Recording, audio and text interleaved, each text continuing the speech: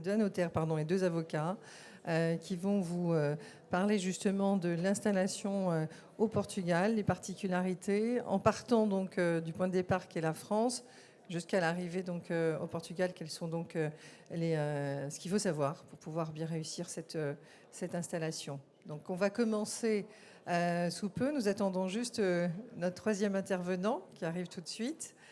Cette intervention va se dérouler en deux temps. Un premier temps de présentation avec des supports par donc, les deux avocats qui sont ici présents, et après un temps d'échange au travers d'une table ronde. Donc ici présent aujourd'hui, nous avons donc je les présenterai peut-être plus en détail tout à l'heure, mais nous avons donc deux avocats. Vous avez donc Stéphanie Barrera qui va intervenir dès maintenant pour présenter des éléments techniques sur justement la délocalisation au Portugal. Et ensuite nous aurons donc Monsieur Roger Ferreira qui est également avocat, et je vous présenterai plus en détail les uns et les autres, avocat donc au Portugal, et Mélanie Ribeiro, donc notaire. Donc je laisse peut-être la parole dès à présent à Stéphanie Barrera et on poursuivra ensuite plus longuement dans les présentations et dans le détail des fonctions d'avocat et de notaire au Portugal et en France à travers de cette table ronde qui suivra.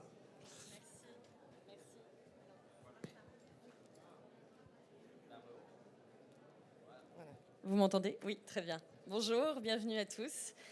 Oui, je pense qu'il était important avant de parler de transfert de résidence, de parler de cette délocalisation et surtout de sécuriser votre transfert de résidence au Portugal. Ça, c'est un élément très important. La délocalisation au Portugal, elle est réussie lorsque la résidence fiscale au Portugal est incontestable. Et ça, on le perd souvent de vue. Donc, je voulais vous apporter quelques éclairages sur la résidence fiscale et ces préconisations qu'il convient de mettre en place avant le transfert de résidence au Portugal. Alors, nous verrons en première partie quelques préconisations de sécurisation justement de la résidence fiscale. Et en deuxième partie, nous verrons les incidences civiles et fiscales lorsque vous vous êtes établi au Portugal. Alors, pour que cette délocalisation soit réussie, il faut premièrement répondre aux critères de la résidence fiscale au Portugal et ne plus être considéré comme résident fiscal en France. Alors, pour remplir l'un des critères de la résidence fiscale au Portugal, vous le voyez donc affiché, vous devez résider au Portugal plus de 183 jours, consécutifs ou non, au cours d'une période de 12 mois, ou disposer sur le territoire portugais, au 31 décembre de l'année en cause, d'une habitation que nous envisageons d'utiliser de façon durable et permanente. Il suffit que l'un de ces critères soit rempli pour que, au niveau du Portugal, vous soyez considéré comme résident fiscal du Portugal. Mais ceci n'est pas suffisant. Pour que cette délocalisation soit réussie, il ne faut pas que l'administration fiscale française puisse encore, une fois que vous êtes parti vous installer au Portugal, vous considérer comme étant encore résident fiscal français. Donc il ne faut plus répondre aux critères de la résidence française. Et quels sont-ils, les critères de la résidence française ? Une personne est considérée comme résidente fiscale française quand elle continue à avoir son foyer en France. Alors, c'est son lieu de résidence habituel, son centre des intérêts familiaux. Donc il ne faut plus que l'administration fiscale française puisse considérer que malgré votre transfert de résidence, vous avez conservé votre foyer en France. Il ne faut pas non plus conserver son lieu de séjour habituel et principal en France, et donc effectivement faire en sorte que votre temps de présence sur la France soit en dessous des 183 jours. Alors, je vous montrerai quelque temps après la pratique qui est employée par l'administration pour déterminer le jour de présence dans un pays. Vous allez voir que c'est très basique comme contrôle. C'est des éléments très factuels qui sont utilisés par l'administration fiscale. Donc, la personne ne doit plus ou alors avoir une activité en France, mais si elle conserve une activité en France, il faut absolument que ce foyer d'habitation au Portugal soit incontestable. Vous pouvez continuer à avoir une activité en France, mais faites attention, si cette activité vous conduit à être sur le territoire français, à avoir une activité en France, et que vous n'avez pas d'activité au Portugal, que vous n'avez pas de revenus au Portugal, ça peut vraiment poser de problèmes en termes de résidence fiscale, et l'administration fiscale pourrait considérer que vous avez conservé votre foyer en France. Et il faut faire attention, c'est que l'un de ces seuls critères est suffisant pour que l'administration fiscale vous considère encore comme français. Que se passe-t-il justement s'il y a un conflit de résidence? La France vous considère encore français et le Portugal vous considère comme portugais, résident fiscal portugais.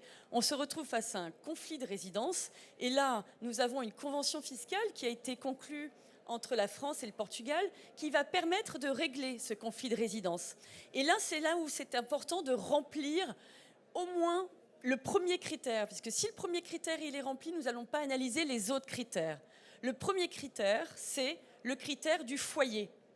Et le critère du foyer d'habitation permanent, c'est finalement avoir à disposition une habitation durable et continue. Alors, il ne suffit pas d'être propriétaire, vous pouvez tout à fait être considéré comme résident portugais en ayant une location, mais il faut que ça soit effectivement une durabilité, une pérennité dans l'habitation. Si ce critère ne peut pas être rempli, si on considère que vous avez des foyers dans les deux pays, eh bien alors on doit aller sur ce deuxième critère des liens personnels et économiques pour vérifier s'ils sont plus importants au Portugal qu'en France. Le lien personnel et économique, c'est le centre des intérêts vitaux. Si vous avez développé vos relations sociales au Portugal, si vous dépensez au Portugal, si vous êtes inscrit à des clubs de sport, à des abonnements, si vous avez votre vie, si vous dépensez votre argent, si vous allez faire vos courses au Portugal, difficilement on pourra vous considérer comme résident fiscal français. Et après, effectivement, il y a le lieu de séjour habituel. S'il est plus important, effectivement, au Portugal, il y a une comparaison, toujours, du temps de présence sur le sol portugais et du temps de présence sur le sol français. Et ce n'est que si vous n'arrivez pas, enfin, si l'administration n'arrive pas à déterminer où est situé le foyer, les liens personnels, le lieu de séjour, que la nationalité servira à déterminer le lieu où est située votre résidence. Donc, à titre pratique, nous conseillons à nos clients qui se délocalisent de ne pas conserver leur résidence principale en libre disposition. Je pense que si on devait vous donner un seul critère dans cette transfert de résidence pour qu'elle soit réussie, c'est vendez votre résidence principale, mettez votre résidence principale en location ou à disposition. J'ai des clients qui ne voulaient pas la vendre, eh bien on la met à disposition, on fait un contrat, ce qu'on appelle un contrat de commodat, on la met à disposition même gratuite auprès de certaines personnes, certains l'ont fait auprès de parents ou enfants, mais on a un contrat qu'on enregistre et on montre en fait à l'administration que vous n'avez pas la libre disposition de votre ancienne résidence principale. Le tout est de montrer à l'administration mais que vous avez changé vos habitudes. Si vous conservez le lieu où vous viviez de façon régulière, l'administration fiscale française aura tendance à dire, finalement, peut-être qu'ils font des allers-retours très ponctuels en France, mais ils ont conservé la libre disposition. Ils peuvent venir en France quand ils le souhaitent. Donc, la libre disposition de la résidence principale, il faut la bannir, vraiment la bannir. Il faut la vendre ou la mettre à disposition. Je voulais vous indiquer, voilà. Voici le tableau qui est réalisé par l'administration fiscale, je l'ai vu dans le terme de mes contrôles fiscaux, pour aller analyser la résidence fiscale. Elle va faire un planning sur 365 jours et elle va mettre une croix, et c'est vraiment basique, hein, c'est comme ça que ça se passe. Le contentieux en matière de résidence fiscale est un contentieux très simple et très factuel. Une dépense faite un jour dans un pays est considérée comme un jour de présence dans le pays. Si vous dépensez en France et au Portugal le même jour, ce jour-là ne sera pas compté, ne sera pas décompté. Donc en fait, 365 jours, analyse de vos comptes bancaires. Donc vous comprendrez que tout ce qui est payé par carte bancaire est vu, si vous voyez ce que je veux dire. Donc toutes les dépenses faites par carte bancaire, par chèque, est répertorié, et donc un jour de présence dans un pays est considéré comme un jour de dépense, c'est un jour de présence. Donc, dans mon exemple, par exemple, eh bien, la personne va être considérée comme résident fiscal portugais en dépit du fait qu'il n'a pas passé 183 jours. Le seul fait d'avoir une durée de présence sur le sol portugais supérieure aux autres, là c'était la Suisse et la France, eh bien, est suffisant. Donc, les dépenses aussi sont très importantes et ça vous donne justement juste une démonstration du critère très factuel du contrôle fiscal fait par l'administration fiscale.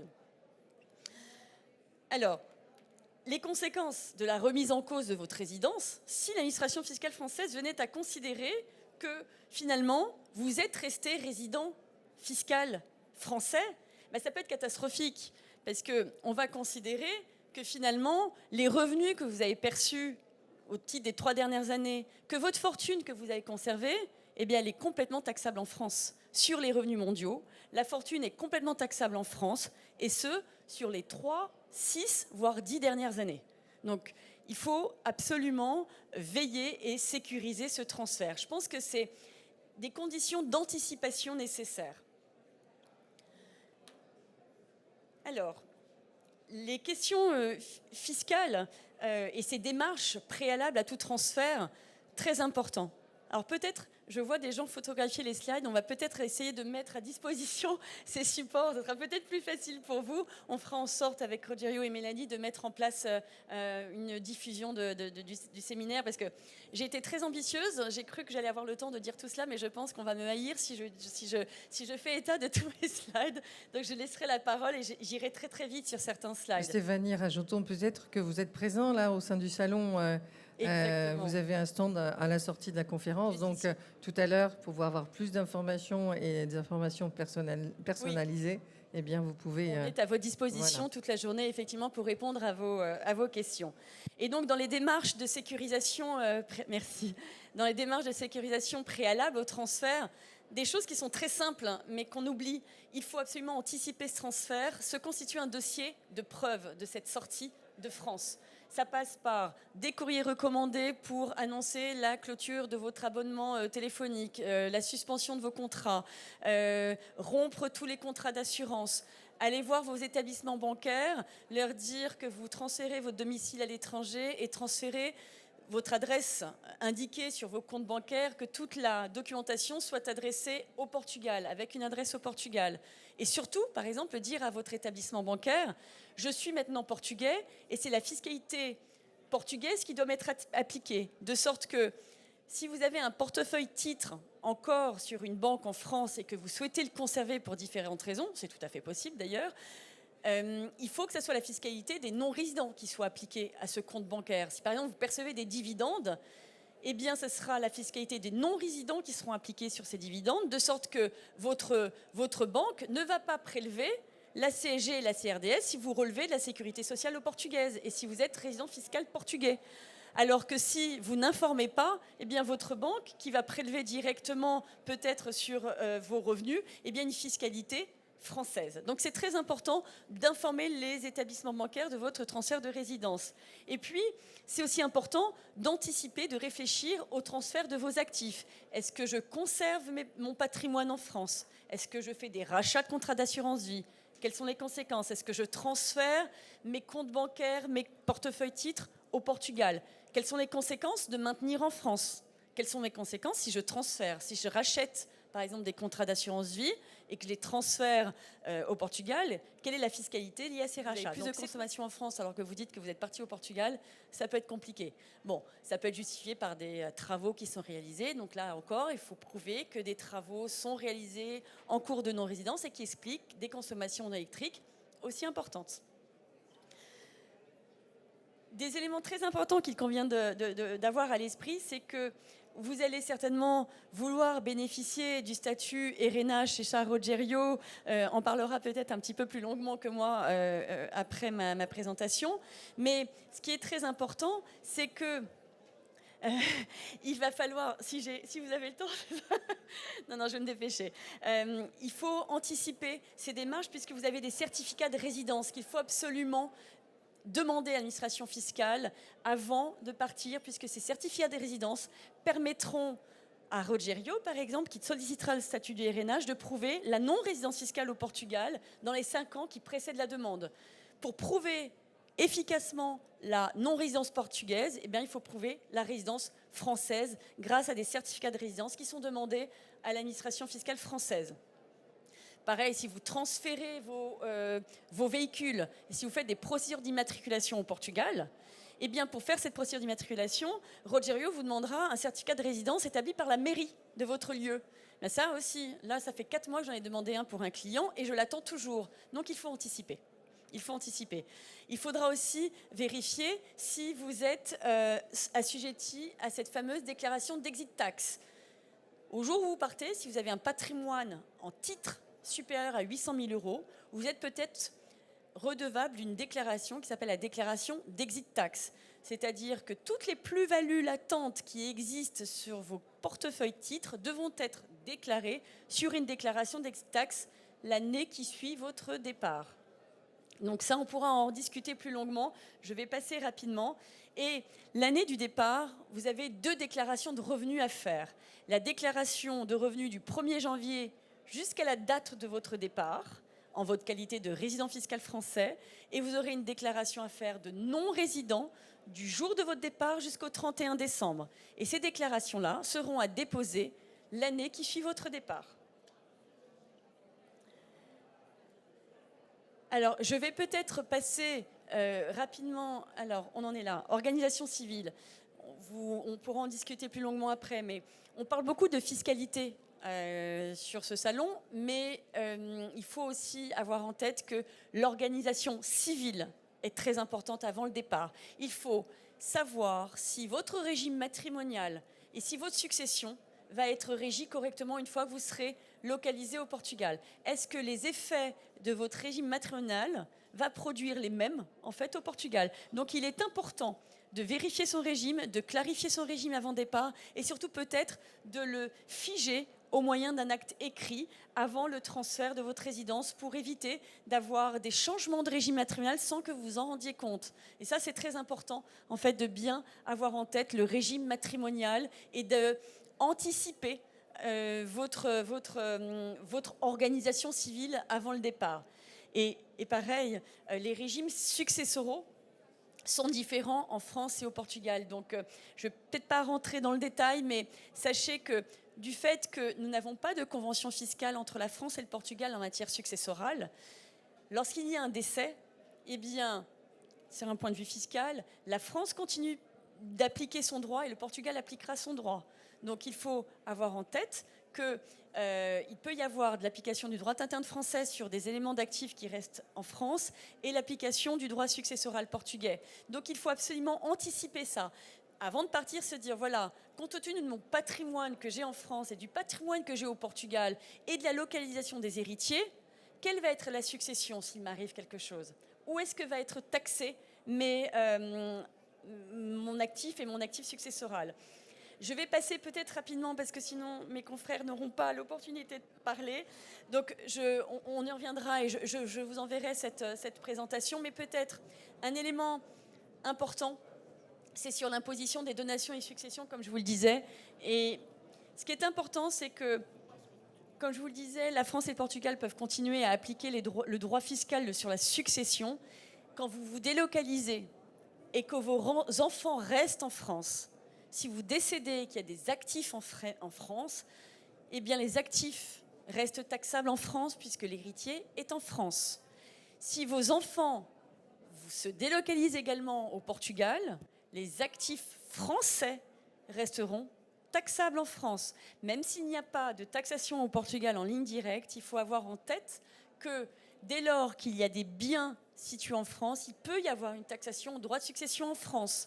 Donc c'est pour ça qu'il faut peut-être réarbitrer, vous aider avec un conseil fiscal. Rogério Ferreira, qui est avocat donc, à Lisbonne et à Porto, qui est fondateur du cabinet RFF, qui est basé donc au Portugal. Monsieur Rogério Ferreira est également ancien secrétaire d'État en charge donc des questions fiscales auprès de l'ancien Premier ministre, Monsieur Guterres. Et vous êtes, Rogério, spécialisé donc, dans les questions de droit fiscal, immobilier et droit des affaires. C'est bien ça. Donc, vous allez nous parler donc, de l'entrée au Portugal et justement des modalités à l'arrivée au Portugal. Merci beaucoup, Marie, pour cette invitation. Je suis très content d'être ici avec mes confrères. Excusez-moi pour mon français qui n'est pas vraiment parfait, même si je suis marié avec une Parisienne, ça fait 26 ans. Je fais un peu la traduction portugais-français, mais je crois qu'on peut s'entendre sans problème. je n'irai pas vous parler sur votre destination de choix, mais il y a différentes allures qu'on doit penser avant la fiscalité. Je vous laisse seulement 3 ou 4 notes, mais je crois qu'il y a d'autres qui sont vraiment importants de vous dire que c'est notre système d'éducation et de santé qui est vraiment bon et important de savoir. Et aussi que Portugal est considéré peut-être le 4e pays plus sûr du monde. Ça, c'est une chose aussi importante de savoir. En tout cas, comme je suis fiscaliste, je voudrais vous parler un peu sur la fiscalité, même si ce n'est pas le point plus important pour vous. Qu'est-ce que c'est sur la résidence? Maître Stéphanie a déjà vous parlé un peu. Il y a une convention que je vous irai parler aussi, signée entre Portugal et la France, qui est de 1971. Sans aucun changement, c'est intéressant, c'est ancien. Mais nous avons un régime spécial fiscal qui s'appelle le régime des résidents non habituels. Un résident non habituel est avant tout un résident fiscal, de la façon que Stéphanie vous avait parlé. Pour être un résident non habituel, pour avoir ce statut spécial qui vous donne des bénéfices fiscaux, c'est important de vous dire qu'il faut être résident. Ça, ce n'est pas une adresse au Portugal, c'est vraiment vivre là. Pour être résident, il faut vivre là, avoir les centres d'entrée de vie là-bas. Ça ne signifie pas d'être tout le temps là-bas. Les 183 jours qui est dans le modèle de convention qui existe dans l'OCDE au Portugal, c'est une présomption de résidence. Ça signifie que vous pouvez être moins de temps et être considéré résident, et vous pouvez être plus de temps et pas être considéré résident, parce que c'est une présomption de résidence. Il y a d'autres choses, d'autres circonstances qui sont beaucoup plus importantes que cette-là, et surtout le foyer d'habitation. Okay? C'est pour ça que, Maître Stéphanie, vous avez aussi parlé que les foyers d'habitation, si vous avez 2 foyers d'habitation, ici en France et au Portugal, ça peut donner ce qu'on appelle un conflit de résidence. Il faut que les 2 États, la France et le Portugal, soient d'accord que votre résidence, c'est une vraie résidence fiscale et au Portugal. Pour être résident non habituel, il faut être résident avant tout et demander le statut fiscal de résidence. Il y a un délai pour le faire, c'est le 31 mars de l'année suivante. L'administration fiscale, les autorités fiscales portugaises n'acceptent pas les résidents non habituels après le 31 mars de l'année suivante. En tout cas, les tribunaux l'acceptent. C'est un autre problème qui existe maintenant au Portugal. Et c'est ce statut qu'il faut demander et qui nécessite une décision administrative qui vous donne les bénéfices. Okay? Qui vous donne les bénéfices. Quels sont les bénéfices? Les bénéfices sont différents sur les revenus de source étrangère et de source portugais. Sur les revenus de source étrangère, je dirais que presque tous les revenus qui viennent de dehors de Portugal sont exonérés de notre impôt sur les rentes des personnes physiques qu'on appelle IRS. Mais c'est le même qu'ici, ou presque. Les revenus qui sont inclus dans cette exonération sont les salaires, sont les honoraires, sont tous les revenus de capitaux. Ça inclut les redevances, les entrées bancaires, par exemple. Okay? Ça inclut aussi les plus-values immobilières, mais pas les plus-values mobilières, avec l'exception de certains pays avec lesquels il y a une règle dans la Convention qui le permet. Ça dépend de la juridiction. Mais comme règle générale, c'est une exception au régime, les plus-values mobilières que vendent les extérieurs qui payent impôt au Portugal à un taux de 28%. Et ça inclut l'exonération aussi les pensions. Pour les nouveaux résidents avant mars 2020, ils sont même exonérés sur les pensions. Mais après mars, ils seront de nouveaux résidents et il y a un taux applicable de 10%. Je vous expliquerai aussi que Portugal a signé beaucoup de conventions internationales sur la double imposition avec d'autres pays. Et comme nous sommes un pays d'immigrants, tous les autres pays ont exigé que le Portugal, que c'est les pays de la résidence qui a l'exclusivité d'imposition. Comme les Portugais immigrent pour les autres pays exigent que c'est ce pays de la résidence qui a l'exclusivité d'imposition sur les pensions versées de Portugal. Comme le flux est inverse maintenant, c'est les autres pays qui ne peuvent pas imposer sur les pensions reçues au Portugal en tant que résidence. Et c'est pour ça qu'il n'existe pas d'imposition en France sur les pensions versées de France pour le Portugal à cause de la Convention. Portugal a l'exclusivité d'imposition. Avant mars de 2020, le régime unilatéral exonère les pensions, même les pensions reçues maintenant, aujourd'hui. Okay. Mais pour les nouveaux résidents, après mars 2020, payent sur les pensions au Portugal 10% et en France 0. 0 à cause de la Convention. C'est presque partout les conventions signées pour Portugal qui est comme ça. Si j'avais le temps, je vous expliquerai un peu pourquoi la Suède et la Finlande ont dénoncé la Convention, parce qu'après 20 ans et 25 ans de la Convention, quand le flux était inversé, ils n'acceptaient pas la non-double imposition qui existait au Portugal. Mais avec la France, c'est comme ça. Sur les revenus de source portugaise d'une activité faite au Portugal pour des clients portugais, pour simplifier, il y a un diplôme qui a une liste d'activités qui sont considérées d'autres valeurs ajoutées. C'est une liste très large qui inclut beaucoup de professions. Je me rappelle des ingénieurs, les designers, les artistes, etc., les gérants, les sociétés, etc., etc. C'est une liste large.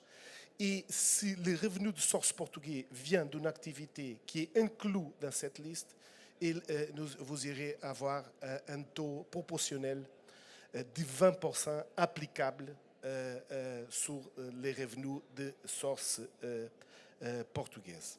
C'est ça le régime sur les revenus du travail, le revenu salaire et honoraire de profession libérale.